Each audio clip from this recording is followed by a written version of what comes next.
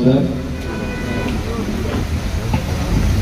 एका सुंदर सकाळी आजचा दिवस म्हणजे स्पेशल डे, योगा डे, आणि अशा वेळेला आपण गणेशाच्या सानिध्यात गणेशाच्या सानिध्यात या ठिकाणी पहिल्या पावसात वृक्षारोपण करण्याचा कार्यक्रम आयोजित केला आणि आम्हा सर्वांना बोलवलं. मुरजीभाई पटेल, राणे, माने, कुलकेसाहेब, ठाकूरजी, बाकी सर्व, कृष्णा नायकजी, राजेंद्र शेट्टी या बाजूचे सर्वच पदाधिकारी, बंधू भगिनी, मी इथं इलेक्शनच्या वेळेला धावती भेट दिली. कारण 12 दिवसामध्ये 13 दिवस होते, त्यातला एक दिवस मोदी साहेब आले असल्याकारणाने तो गेला. आणि 12 दिवसामध्ये 6 विधानसभा, गोरेगाव ईस्ट वेस्ट, दितोशी, योगेश्वरी ईस्ट वेस्ट आणि अंधेरी ईस्ट वेस्ट, एक टोक त्या जुहूची चौपाटी, दुसरा टोक मालाड. आणि अशा याच्यात 12 दिवसामध्ये एका विधानसभेला 2 दिवस. आणि मग पहिल्या दिवशी आपण बोलवलं होतं त्यावेळेला येऊ शकलो, कारण रात्री 3 वाजायचे आम्हाला झोपायला, घरी जायला 3:30-4ला झोपायचो आणि पुन्हा 6 वाजता कुठेतरी अशाच पद्धतीने 6 वाजता बोलवायचे, मग जूला बोलवायचे, वॉकिंग क्लबला बोलवायचे, अगदी कुठेतरी बोलवायचे. डोळे एकदम ताठरलेले असायचे एकदम. पण जबाबदारी आली होती आणि ती पार पाडणं गरजेचं होतं. आणि त्यातनं आपले जे मतदार आहेत, सायलेंट मतदार, ही जे मतदार आहेत ना, त्यांनी कमाल केली, तुम्ही लोकांनी कमाल केली. ना उदो उदो, नाही शोर, न काही. आणि अशा याच्यात तुम्ही जाऊन मतदान केलं. मतदानामध्ये 2,60,000चा फरक होता. म्हणजे कीर्तिकर साहेबांना त्यावेळेला 2,60,000 मतं जास्त मिळाली होती. संजय निर्गोहन त्यांचं झालं होतं. आता 2,60,000 मतांचं लीड तोडायचं, हे देखील एक मोठं काम होतं. परंतु तुम्ही जसं म्हटलं की कामाचं वर्गीकरण केलं जातं, रेप्युटेशनचं वर्गीकरण केलं जातं, कोण मनुष्य काय करेल याचं वर्गीकरण केलं जातं. आणि त्यामुळे जी थिंकिंग करणारी माणसं, चांगलं काय वाईट काय हे तुम्हाला कळतं, कोण काय करू शकेल हे तुम्हाला कळतं. आपल्या स्वतःचे विचार तुम्ही करू शकता, ते अंमलात आणू शकता. बाकी काय इलेक्शन आल्यानंतर ढोल वाजायला लागल्यानंतर पाय आपोआप नाचायला लागतात. त्या पद्धतीने आता कोण काय करू शकतो हे तुम्ही करू शकता. आणि त्या अनुषंगाने तुम्ही चांगलं मतदान केलं. आता एवढा मोठा लीड तोडून टाकायचा, तर तुम्हाला माहिती आहे मोठ्या लोकांना देखील यावेळेला जे मतदान झालं तर काही एका समाजाने आपल्याला मतच दिली, ते चुकीच आहे. हा देश हा निधर्मवादी लोकशाही आहे, यामध्ये सर्व जाती धर्माची लोक राहतात, एकोप्याने आपण राहतोय. आणि कुणाला तरी विरोध करायचा म्हणून त्यांना मत द्यायची नाही, हे नको म्हणून मत द्यायची, ते कुठेतरी चुकीचं आहे. तुम्ही तुमच्याशी, मला माझ्या बांधापा एरियामध्ये जिथे दंगल होते, तिथे राधाबाई चाळेचं कांड झालं, त्या ठिकाणी देखील मला पहिल्यांदा मतं देत नव्हती, पण मी कामाच्या रूपाने ते बदललं आणि मला 10,000मध्ये 7,000 मतं मुस्लिमांची देखील पडायची. परंतु आता मला फेसबुकवर टाकलं नाही किंवा व्हॉट्सअपवर टाकलं, साहब हमारे भाई साहब इस तरीके है मगर अभी हम आपको वोट नहीं देंगे, सरळ सरळ लिहून टाकलं. अरे मतलब कमाल है, जो आदमी काम करता है उसके लिए आप लोग को वोट देना है, पार्टी की जगह वो लोग दिल्ली से या वहां से कोई आने वाले नजदीक वाले हम है, काम करने वाले हम है, परंतु त्यांनी काय ऐकलं नाही. आणि ज्या मतदारसंघामध्ये मला जास्तीची मतं मिळायची तिथे मला 0. तर हे चुकीचं जरी होईल, देश एक राहायला पाहिजे, अखंड राहायला पाहिजे, तर सर्वांनी मिळून मिसळून काम केलं पाहिजे. हे आपण सर्व जाती धर्म हे बाहेर घरामध्ये आपल्या बाहेर आल्यानंतर माणूस म्हणून वागलं पाहिजे, माणुसकी असली पाहिजे. आणि ती माणुसकी राखण्याचा प्रयत्न आपण अनेक वर्ष इथे करतोय. आणि यातनं आपण थोड्या मताने निवडून आल्यानंतर हॅक झालं. अरे मोबाईलच्या माध्यमातून आता मला सांगा, 5:51 मी टीव्हीवरती पाहिलं, तिकडे गेलो नव्हतो, टीव्हीवरती पाहिलं की माझ्या विरुद्ध जे उमेदवार होते त्यांना 2200 मतांनी डिक्लेअर केलं विजयी. आणि इलेक्शनच्या वेबसाईटवर सर्व येत होतं की 1 लाख मतं अजून काउंटिंग करायची. आणि मग मी तिथल्या लोकांना फोन केला, त्या आरोना त्या काय उचलत नव्हत्या, पण त्यांच्या माणसाला फोन केलं. तुम्ही कोणाला फोन करणार, जे तिथे असतील त्यांना ना. आणि मग फोन तर कोणी आमच्या लोकांनी केलं नव्हतं. माझी मुलगी पोलीस एजंट होती, आता तिच्याशी कॉन्टॅक्ट करायचं. तर तुम्ही नसेल ते ह्यांना करणार, ह्या नसतील ते ह्यांना करणार. रवींद्र वायकरची हॅक केली, काय बोलायचं. मी घरात बसून हॅक करू शकतो एवढं लक्षात ठेवा, संपूर्ण यंत्रणा. आणि ते केलं तर केलं. मी एक मत त्याला जास्त देत. ज्या वेळेला काउंटिंग सुरू झाली सकाळी, त्यावेळेला बॅलेट पेपरच्या माध्यमातून, म्हणजे पोलीस तुम्ही असाल तर तुम्हाला माहिती, बॅलेट पेपर तुम्हाला दिले जातात आणि त्यातनं ते पहिलं काउंटिंग पहिलं ते होतं. आणि त्या पद्धतीने पहिलं काउंटिंग झालं. त्यामध्ये 1550 मला मिळाले आणि 1501 त्यांना मिळाले. म्हणजे 49 मताने आपण इथे त्या काउंटिंग मध्ये होतो. आणि त्याच्यानंतर तुमची ईव्हीएम मशीन खोलली गेली. आणि ती ईव्हीएम मशीन तर प्रत्येकाला तुम्हाला माहिती आपल्या केंद्रच होतं. 20 राऊंड झाले होते, त्यावेळेला तिकडे गेलो, 20-21 तास घेतली.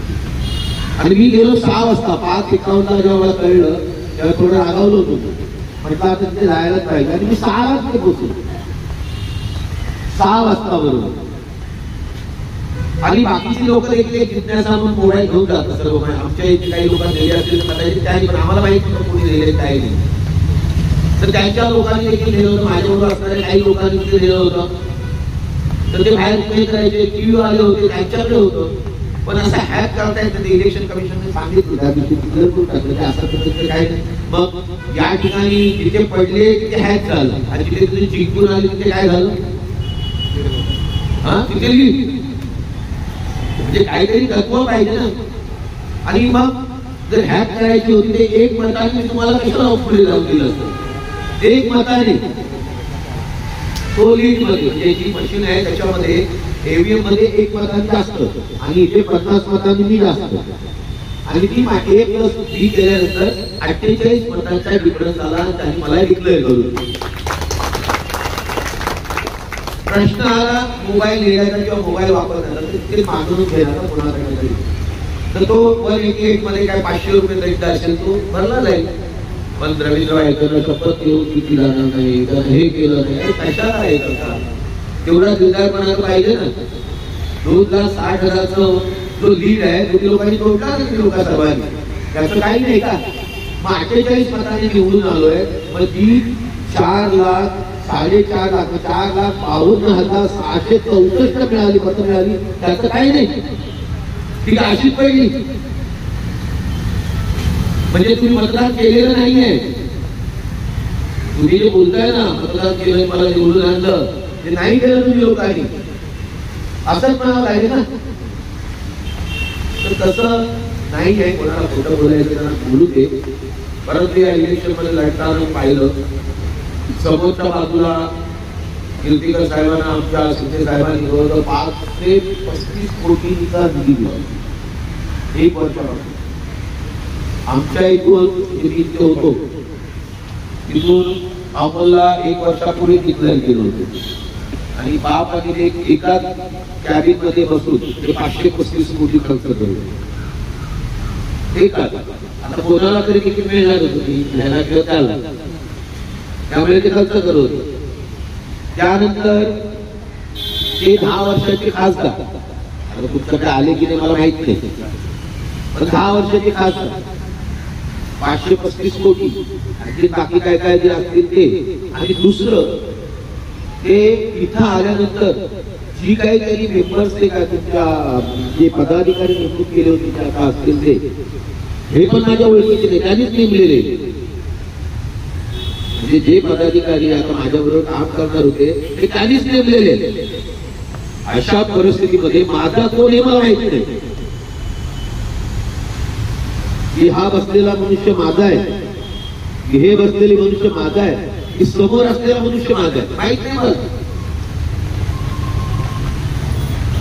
मग त्याने 10 वर्ष खासदार 535 कोटीचा निधी तुलना आणि ते दोन्ही कामं करतायत. मी देखील त्याचा माझ्या ठिकाणी अनेक ठिकाणी होऊन त्यांना इंट्रोड्यूस केलं होतं. अमोल कीर्तीकरांना पहिलं इथे येण्याच्या अगोदर माझी तिकीट 1 मेला जाहीर झाली, 3 मेला फॉर्म भरला, 5 मेला व्हेरिफिकेशन झालं आणि 5 मे ते 18 मे 13 दिवस. आता 13 दिवसामध्ये 17 लाख वोटर्स कसं काय करणार. परंतु माझ्या मागे हा ईश्वर आहे ना, गणपती, हा गणपती बाप्पा हा माझ्या मागे होता. मी 65 मंदिरं बांधले, 65 मी मस्जिदी बांधले, मी गुरुद्वारांना देखील मदत केलेली आहे. म्हणजे कोणी सांगितलं आणि ते काम केलं नाही असं कधी झालंच नाही, कधीच झालं नाही. त्यामुळे ते देवाची एक किमया आहे. तुम्हा लोकांना देखील देवाने सांगितलं की नाही या माणसाला मतदान करा. तुमच्या मनामध्ये ते प्रेम हे त्यांनी दिलं आणि म्हणून तुमच्या सर्वांचा आशीर्वाद, हा आशीर्वादाने मी जिंकलोय. त्यामुळे मला तुमच्या लोकांची कदर आहे आणि तुमच्या समोर मी नतमस्तक होतोय की तुम्ही लोकांनी मला निवडून दिलं. त्यामुळे मला त्याची जाणीव आहे. गेले 35 वर्ष मी राजकारणात आहे. म्हणजे 4 टर्म तुम्ही म्हटलं तसं नगरसेवक, 3 टर्म आमदार, 35 वर्ष तिथे गेली. ही 15 आणि 20 35 वर्ष. आता पूर्ण 5 वर्ष करायचं. आपण इथं सांगितलं की त्रुटी, आणि मी त्यावेळेला देखील शब्द दिला होता, 1 वर्षामध्ये याच दिवशी पुढल्या वर्षी आपलं हे सर्व काम झालेलं असेल, एवढं लक्षात.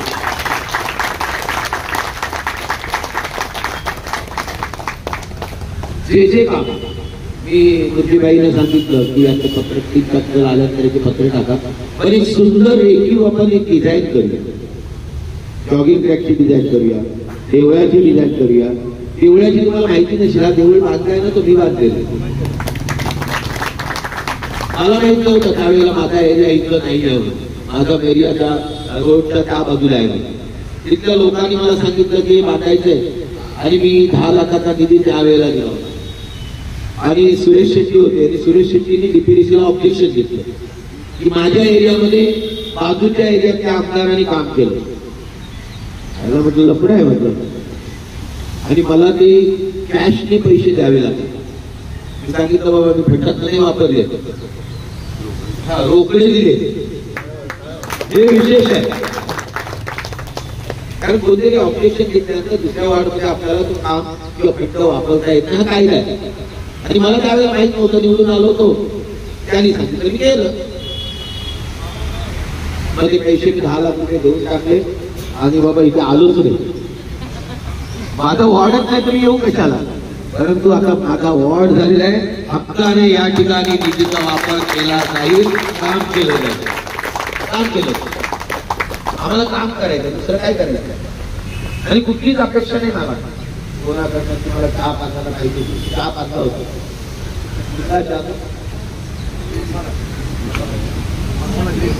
मसाला गिरणी वगैरे आलो त्यावेळेला गेलो होतो. तर हे सर्व कामं एक चांगलं, तुम्ही जे म्हटलं ना की वेस्ट का गार्डन चांगले झाले, चुकीचं आहे. गार्डन सर्व जास्त 12-13 गार्डन रवींद्र वायकरच्या वॉर्डमध्ये झाले, कुठेच नाही झाले. तिकडे देखील ती गार्डनिंग झालेलं आहे, जॉगिंग ट्रॅक तिथे देखील मारामाऱ्या चालल्या. कालच त्याची मी DMC वॉर्ड ऑफिसरना बोलवून घेऊन चर्चा झाली. त्या गार्डनमध्ये त्यानंतर गोसाली या आमदार होते, त्यांच्या फंडातनं ते जॉगिंग ट्रॅक केलेलं आहे.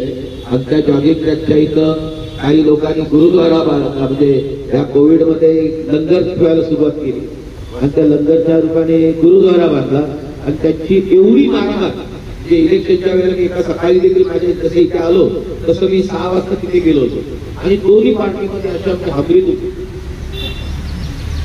दुसरं, ती ही जागा आहे ती रस्त्यामध्ये जाते, कोस्टल रोड कारण हे माहित नाही, म्हणजे काल माहिती घेतली तेव्हा याच्यावर आपल्याला काय करता येईल की तो गुरुद्वारा बाजूला बांधून देता येईल का, तो गार्डनचा पोर्शन त्यांना सोडता येईल का.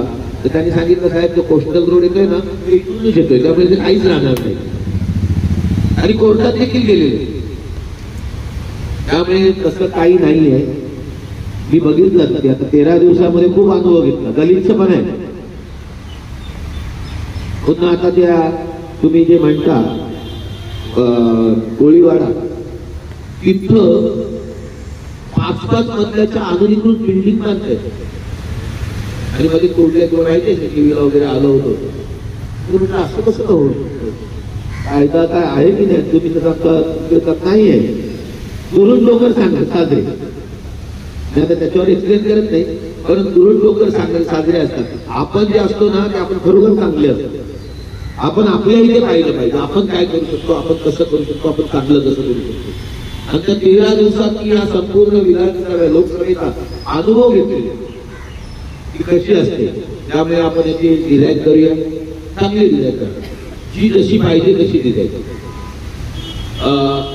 एखादं रूप आपण योगा केंद्र करू, त्यामध्ये बसायला वगैरे तुम्हाला सर्व शौचालय असतील, बाथरूम असेल, त्याच्यामध्ये जे महिलांना येतात एवढ्या ते चांगल्यात चांगलं काम करण्याचा प्रयत्न करूया की जे तुम्हाला सर्वांना होईल. त्यानंतर तुम्हाला हे अशा पद्धतीचं मॅचिंगचे तुम्हाला जॉगिंग सूट पाहिजे असेल तर तेही शिवून देऊया. तुमची मापं द्या, एक चांगली डिझाईन करा. नवीन, कारण नवीन तुमच्याकडे पदाधिकारी येतात किंवा नवीन आणखी अट्रॅक्ट झालं पाहिजे, तर त्या पद्धतीने देखील लगेच मला सांगा बाबा 200, 300, 400, 500 अशी लोक आमच्याकडे आहेत. एक चांगली छान डिझाईन करून वगैरे व्यवस्थित, तुमची डिझाईन चांगलीच आहे पण आणखीन काय त्यात नाविन्यपूर्ण तुम्हाला करायचं असेल. हॅलो, कौतुक केलं म्हणून आपल्या क्लबतर्फे आपल्या क्लबचा युनिफॉर्म साहेबांना भेट देण्याचे कार्य मला माहितीच नाही. तर आजपासून साहेब पण आपले रजिस्टर्ड मेंबर झाले आहेत असं म्हणायला हरकत नाहीये. तर टाळ्यांनी जोरदार करा नवीन मेंबरचं स्वागत. You are most welcome sir to the Ganesh Kala walking club.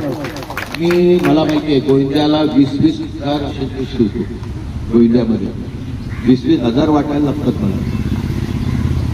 त्यामुळे आज तुमचं ब्लू कलर आहे, तुम्ही ग्रीनरी वाले आहात, ग्रीन कलर पाहिजे. झाडं निसर्गाच्या सानिध्यात येतात. तर आपण मला सांगितलं तर मी करेन, असं जबरदस्ती नाही करतात. हा बरोबर, अरे जबरदस्ती ठोकायची नाही मला, पण पाहिजे असेल तर ते देखील करूया आपण. तर जी कामं तुम्ही सांगाल ते आपण पूर्ण करूया. त्या इथं सकाळच्या या चांगल्या वातावरणात आलेला आणि एक चांगली इच्छा घेऊन तुम्ही करताय, म्हणजे कसं तुमची खरोखर चांगली मानसिकता आहे. काही नाही, फक्त निर्भेळ आनंद देणं आणि आनंद घेणं हेच आहे तुमच्या मनामध्ये, बाकी काही नाही. आणि तेच पाहिजे माणसाला. जीवनामध्ये आपण किती कमवलं, काय कमवलं, जाताना काही कळत नाही. त्यामुळे न भांडता, आयुष्य खूप छोटं आहे आणि ते भांडणात घालवण्यापेक्षा चांगल्या कामात घालवणं हे महत्त्वाचं. चांगल्या कामात कोण काय म्हणते त्याच्याकडे लक्ष द्यायचं नाही. मी माझं काम चांगल्या तऱ्हेने करेन ना, मी माझ्या मनाला फसवत नाही ना, हे एवढंच लक्षात ठेवा. मी माझ्या मनाला फसवत नाही, मी केलेलं काम चांगलं आहे आणि चांगलं काम करत राहणार. आणि त्या दृष्टीने तुम्ही त्या कोविडमध्ये हे सर्व घडवून आणलं हे विधिलिखित होणारच असतं आणि एवढी लोक तुमचे मित्र परिवार झालेले आहेत हे लक्षात ठेवा.